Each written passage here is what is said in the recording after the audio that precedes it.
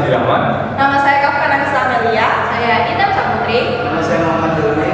Saya Adam Ramadhani. Dan saya Aga Alaniski.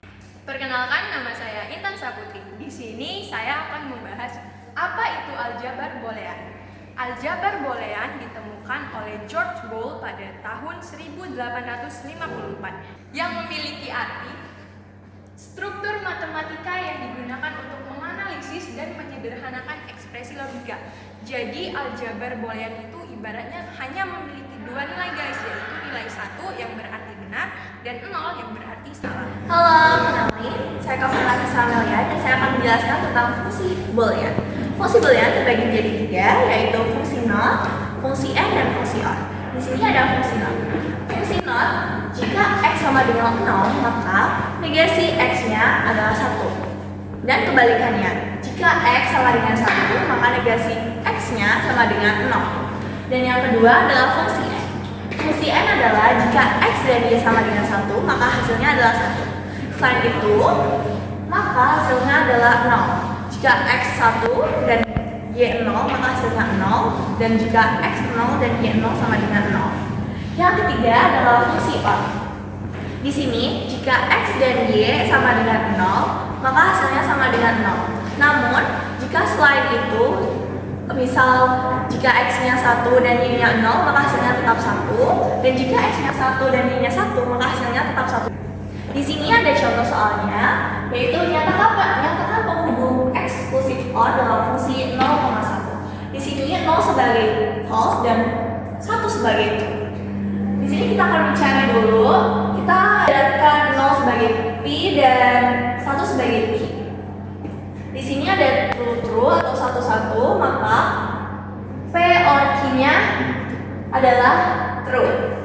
Nah, di sini eksklusif OR adalah jika kedua kalimat penyusunnya benar, maka hasilnya salah. Di sini P dan Q-nya true, maka eksklusif OR-nya adalah false. Dan yang kedua adalah jika P true dan Q false, P or Q-nya adalah true dan P eksklusif OR-nya adalah true. Di sini P sebagai false dan Q sebagai true, maka P or Q-nya adalah true.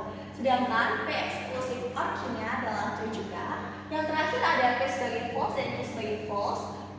P or Q-nya adalah false dan P eksklusif OR-nya adalah false juga. Terima kasih. Halo semuanya, perkenalkan nama saya Muhammad Iqbal Rafif. Di sini saya akan menjelaskan langkah-langkah penyederhanaan aljabar boolean. Yang pertama, kita harus menentukan jumlah variabel. Lalu yang kedua adalah susun peta Karnaugh. Yang ketiga, isi G-map dengan nilai fungsi. Lalu kita kelompokkan atau grouping kotak bernilai 1. Dan yang terakhir adalah tulis ekspresi boolean yang disederhanakan. Perkenalkan, nama saya Aga Alaniski dan saya akan menjelaskan tentang gerbang logika. Di sini gerbang logika itu adalah logic gate atau gerbang logika merupakan rangkaian elektronika yang memiliki satu atau lebih input dan menghasilkan suatu output. Nah, di sana itu berdasarkan aturan tertentu. Input dan output dinyatakan dalam bilangan biner. Seperti logika rendah itu off dan logika tinggi itu on. Di sini ada 1, 2, 3, 4, 5, 6, 7 gerbang. Yang pertama itu ada N. N itu biasanya terdiri dari 2 input atau lebih. Jika salah satu input 0, maka outputnya akan bernilai 0. Dan untuk gerbang selanjutnya itu gerbang OR. Itu sama saja terdiri dari 2 input atau lebih. Dan jika salah satu input sama dengan 1, maka outputnya akan bernilai 1 juga. Yang selanjutnya itu gerbang NOT. Dan ini biasanya disebut negasi, merupakan output yang merupakan kebalikan dari input. Dan yang selanjutnya itu gerbang NAND. Gerbang ini merupakan inverse atau NOT dari gerbang N.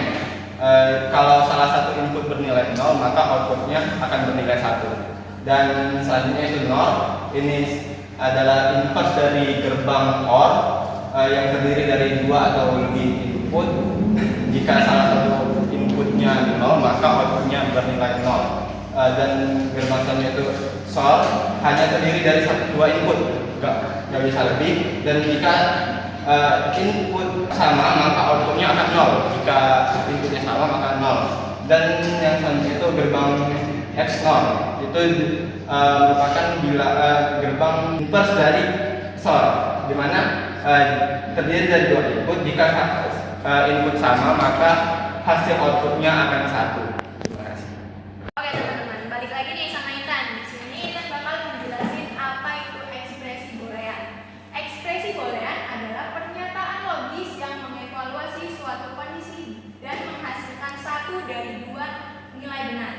Dari 2 nilai, yaitu benar atau salah. Jadi nggak boleh keduanya ya teman-teman.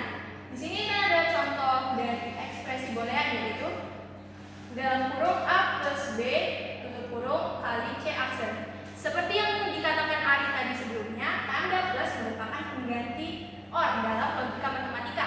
Kemudian ada tanda titik yang artinya dan dalam logika matematika.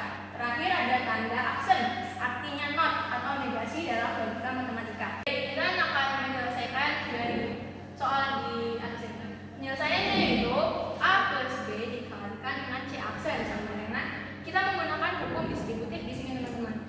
A dikali C aksen ditambah B dikali C aksen, maka hasilnya menjadi A C aksen ditambah B C aksen. Halo semuanya. Nah, saya izin perkenalkan diri ulang lagi ya. Nama saya Ari Maulana. Dan di sini saya bakal menjelaskan apa saja hukum-hukum di dalam aljabar boolean. Hukum-hukum ini yang bakal dipakai buat kalian nanti menyederhanakan ekspresi boolean. Nah, hukum yang pertama di sini ada hukum identitas. Di sini jika ada A ditambah 0, maka itu pasti akan menghasilkan A lagi. Dan jika ada A dikalikan dengan 1, maka itu hasilnya pasti bakal A lagi. Nah, kalau kalian masih bingung ya, ini plus ini artinya apa dan titik yang kali ini artinya apa, kita balik lagi aja ke materi logika matematika teman-teman. Di sini plus ini menggantikan n atau yang logonya v kebalik itu, dan titik atau kali ini menggantikan or yang logonya v, dan aksen atau petik ini menggantikan negasi di dalam logika matematika. Ngerti ya sekarang ya? Nah, sekarang lanjut ke hukum kedua, yaitu hukum dominasi. Nah, pada hukum dominasi ini, jika kalian punya nilai A lalu dikalikan dengan 0, maka hasilnya adalah 0. Dan jika kalian punya nilai A ditambah dengan 1, maka hasilnya akan 1. Berkebalikannya dengan hukum identitas. Nah, lanjut di sini ada hukum absorpsi. Nah, jika kalian punya nilai A ditambah AB, maka hasilnya apa? Langsung saja A, karena ini kan menyerap A yang dari hukum AB ini ya. Dengan syarat operasinya itu beda teman. Di sini kan tambah dan di sini harusnya OR ya, titik. Dan begitu sebaliknya. A N A OR B, maka itu menghasilkan A. Karena kan operasinya kan beda. Di sini N dan di sini OR. Dan yang hukum keempat ada hukum involusi atau kalau di logika matematika law of the double negation. Jadi kan ingat teman-teman, jadi petik itu kan artinya kan negasi atau not ya. Jika ada double negasi, maka hasil itu jika misalkan contohnya ada A negasi dan bakal dinegasikan lagi, itu hasilnya bakal jadi A aja teman-teman. Nah, selanjutnya ada hukum komplement atau logika matematika sih, tautologi, kontradiksi, dan kontingen ya. Jika sini saya punya nilai A ditambah dengan A aksen, itu akan menghasilkan nilai 1. Dan kalau saya punya nilai A dikalikan dengan A aksen, akan menghasilkan 0. Selanjutnya hukum komutatif ya. Hukum komutatif ini kayak tinggal ditukar aja teman-teman. Contohnya kan udah jelas ya. Kita punya A tambah B, itu sama aja dengan B tambah A gitu. Dan sebaliknya juga A tambah B, A kali B itu sama aja dengan B dikali A. Begitu hukum komutatif. Nah, selanjutnya untuk hukum asosiatif. Hukum asosiatif ini kayak kurang lebih kayak cuma mindahin kurungnya doang ya. Kayak contohnya di sini ada A ditambah tanda kurung B tambah C, itu bisa kita ubah menjadi tanda kurung A tambah B tambah C. Nah, kalau untuk perkalian juga sama ya teman-teman. Misalnya ada A dikali tanda kurung B kali C, itu sama aja kayak tanda kurung A kali B dikali C lagi. Nah, selanjutnya ada hukum distributif. Nah, untuk hukum distributif ini biasanya dipakai buat kayak menjabarkan yang ada dalam di kurungan gitu. Kayak contoh aja ya, sini ada A dikali B ditambah C itu sama dengan A dikali B ditambah A dikali C. Karena A-nya kan harus didistribusikan ke masing-masing mesin. Nah, kalau untuk yang contoh kedua A ditambah B dikali C itu kita tinggal distribusikan lagi aja A-nya tapi sesuai dengan operasi yang ada di sebelum tanda kurung. Ini kan jadi A tambah B dikali A tambah C. Benar ya, kan tadi sebelumnya yang dikali A dikali B tambah C itu kan operasi ininya tambah. Nah, sedangkan jika A ditambah B kali C itu bakal jadi A tambah B dikali A tambah C. Ya. Nah, selanjutnya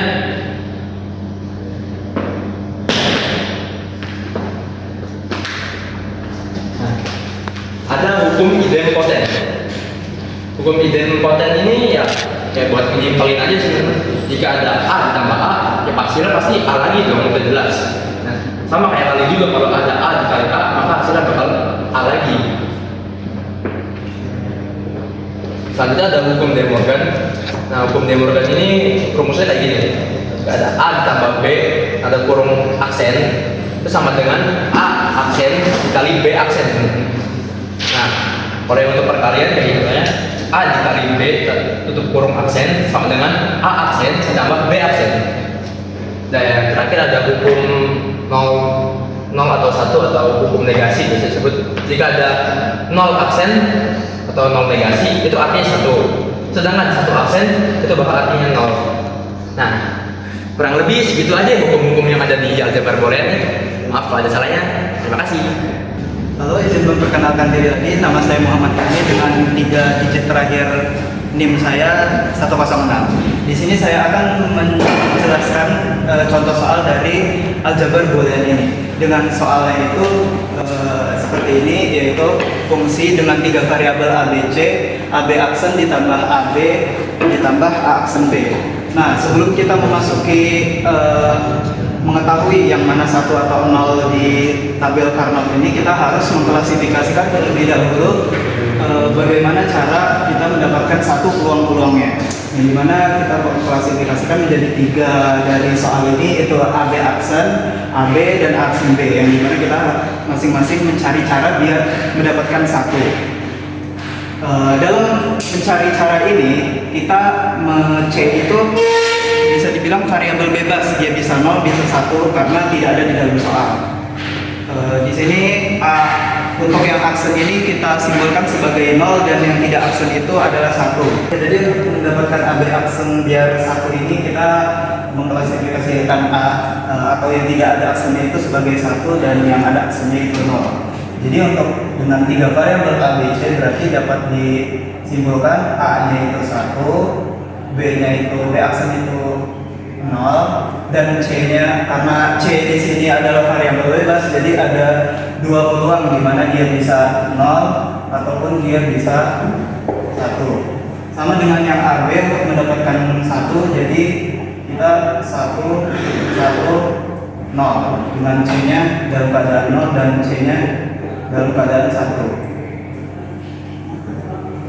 Selanjutnya untuk yang A aksen B itu berarti A aksennya itu 0, B-nya 1 dan C dalam keadaan 0 juga dengan C dalam keadaan 1. Nah, ini adalah beberapa klasifikasi yang bisa kita masukkan ke dalam sini supaya bisa mendapatkan 1. Pertama, kita cara membacanya ada dari sebelah sini untuk A, B, C. Jadi A, B, C, di mana kita lihat dulu di sini yang mau di A ini udah kelihatan di A aksen, berarti untuk mendapatkan 1 ada di 0, 1, 0 atau 0, 1, 1 ya, di mana berarti 0, 1, 0 berarti di sini 1, 0, 1, 1 berarti 1, terus berarti sudah tidak ada lagi karena sisanya di sini A-nya nilainya 1. Lanjutnya masuk ke yang dengan nilai A sama dengan 1, di sini ada 100,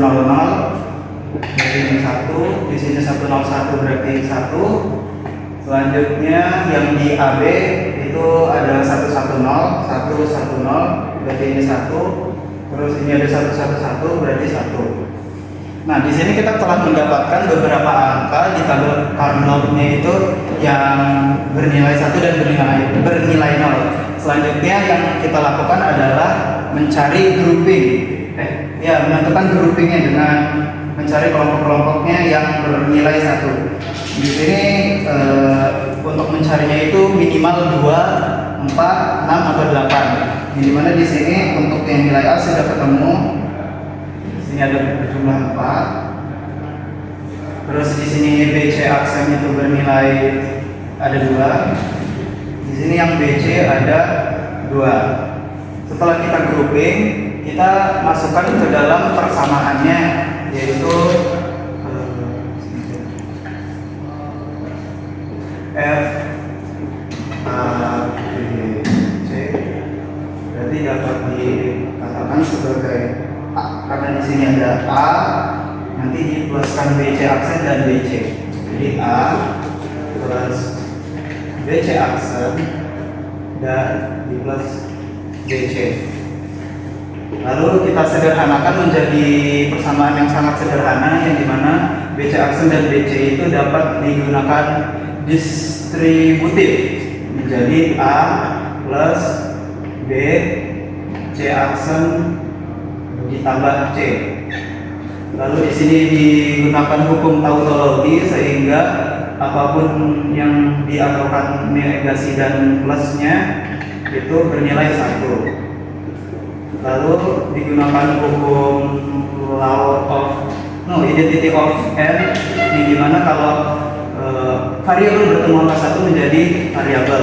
Dan ini adalah hasil yang paling sederhana dari persamaan dari fungsi AB aksen plus AB ditambah A aksen B. Halo semuanya, perkenalkan nama aku Abid Abdirahman. Di sini aku bakal menjelaskan tentang contoh soal yang kedua. Di sini soal adalah F ABC sama dengan A aksen B aksen plus AB aksen plus AB. Di sini kita bakal mencari bentuk sederhananya melalui tabel Carnot. Pertama-tama kita akan membaginya menjadi 3 poin, yaitu A aksen B, A aksen, B aksen, AB aksen, dan AB. Karena ketiganya menghasilkan 1, maka kita akan mencari cara bagaimana variabel mencari angka satunya. 0, di sini akan terlihat angka 0, 0, 0 karena A aksen itu mewakili 0. Selama ada aksen maka itu akan menjadi 0. Sedangkan jika tidak memiliki aksen akan menjadi 1. Walaupun di sini nggak ada angka variabel C, namun itu tidak tulis karena C itu memiliki 2 peluang, yaitu 0 dan 1. Jadi untuk A aksen B aksen akan menghasilkan 0, 0 dan 0, dan peluang keduanya adalah 0, 0, 1. Sedangkan untuk AB aksen, karena A yang tidak memiliki aksen maka akan menjadi 1, 0, 0 dan 1, 0, 1. Sedangkan yang ketiga adalah AB, karena tidak memiliki aksen maka dia akan menjadi 1, 1, 0, 1, 1, 1, gitu seterusnya. Setelah kita menemukan variabel 0, 1-nya, maka kita akan memasukkannya ke bentuk tabel Carnot. Tabel Carnot ini terbagi menjadi 2, yang A dan yang BC. Di sini karena kita sudah mengetahui mana akan menjadi 1, kita langsung aja menuliskannya. Pertama, A aksen, B aksen. Karena sudah pasti A aksen, B aksen 0, 0, maka kita harus mencari yang A yang 0 dan B nya 0. Di sini ada tabel yang sini pertama, yaitu 0, 0, 0, maka 0, 0, 0 menjadi 1. Sedangkan untuk yang keduanya adalah 0, 0, 1. Maka 0, 0 dan 01 jadi sampai di sini ya. Sedangkan selanjutnya adalah AB aksen. Maka karena A nya tidak aksen maka jadi 1, 0, 0. Di sini ada A yang melambangkan 1. Berarti di sini dan 0, 0 dan 0,1. Jadi 0, 0 di sini dan 0, 1 di sini. Dan variabel terakhirnya adalah AB. Karena AB tidak memiliki aksen keduanya maka menjadi 1, A 1 dan B nya yang 1. Di sini ada variabel tabel yang sini dan tabel yang sini. Setelah kita menemukan semua angka satunya, kita akan melakukan grouping table. Pertama dari yang paling besar dulu, yang satu sampai satu sini. Jadi variabel grouping pertamanya. Lalu ada di sini dan di sini. Setelah kita menggroupingnya, kita akan menggabungkan semua grup tersebut menjadi satu rumus. Pertama, karena grup pertama hanya sama semua, maka dapat tulis A. Sedangkan B, C-nya itu memiliki dua peluang, yaitu 0 dan 1. Jadi kita hanya menulis A-nya saja. Dan ditambah grup kedua yaitu A dengan dua variabel maka tidak ditulis. Sedangkan B aksen dan C aksen sudah pasti dulunya masuk. Jadi kita hanya menulis B aksen dan C aksen. Dan variabel ketiganya adalah A, B aksen dan C. Karena A yang memiliki dua peluang, kita tidak menulisnya. Setelah kita menulisnya, kita dapat menyederhanakannya. Di sini kita menggunakan distributif terbalik, yaitu menyatukan B aksennya karena dulunya memiliki B aksen. Jadi B aksen dalam kurung C aksen plus C tutup kurung. Setelahnya karena ada C aksen plus C, maka ada rumus tautologi. Jadi C aksen plus C akan menjadi 1. Lanjut, karena sini ada A plus B aksen kali 1, maka akan terbentuk rumus identitas, yaitu B aksen dikalikan 1 maka akan menghasilkan B aksen. Jadi rumus paling sederhananya adalah A plus B aksen. Oke, sekian dari jawaban soal keduanya. Terima kasih. Halo, nama saya Emra Kandani, NIM terakhir saya 103. Nah, di sini saya akan menjelaskan tentang Carnot. Tentang Carnot atau disebut juga Ramak adalah alat visual yang digunakan untuk menyederhanakan ekspresi logika boolean. Manfaat kata Carnot adalah mengurangi jumlah gerbang logika. Jadi gerbang logika yang banyak banget itu bisa jadi dikit kayak A, B atau selanjutnya. Dan yang kedua, mempermudah analisis dan perancangan sistem logika. Jadi kalau kita mau analisis sistem logikanya benar atau enggak atau sesuai keinginan, diceknya lebih mudah pakai Carnot. Oke, sekian. Jadi segitu saja presentasi dari kami. Kurang lebihnya mohon maaf kalau ada salah kata ya. Dadah. Terima kasih.